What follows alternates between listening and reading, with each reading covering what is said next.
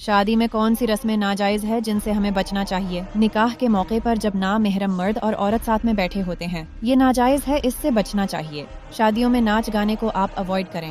ہلدی والی فنکشن، یہ غیر مذہبی کی رسم ہے، یہ کرنا اسلام میں گناہ ہے۔ شادی میں فوٹو کھنچوانا یہ بھی حرام ہے، اور رخصتی کے وقت دلہن کے سر پر قرآن رکھنا یہ بھی ناجائز ہے اور سنت سے ثابت عمل نہیں ہے۔ اس کے علاوہ شادی میں تمام رسومات سے بچنا چاہیے۔ ہمارے نبی صلی اللہ علیہ وسلم نے ارشاد فرمایا کہ نکاح کو عام کرو، نکاح جتنا سادہ ہوگا اتنا بہتر ہے۔ شادی وہیں پر ہونی ہوتی ہے جہاں پر لکھی ہوتی ہے، پھر چاہے محبت کتنی ہی سچی کیوں نہ ہو۔ ایسا کہنے والوں کے لیے میرا ایک جواب ہے، اللہ تعالیٰ فرماتا ہے کہ تم میرے بارے میں جیسا گمان کرو گے میں تمہیں ویسا ہی ملوں گا۔ اب جب تمہاری نیت نکاح کی ہے ہی نہیں تو پھر اللہ تعالیٰ بھی کن کیوں فرمائے گا؟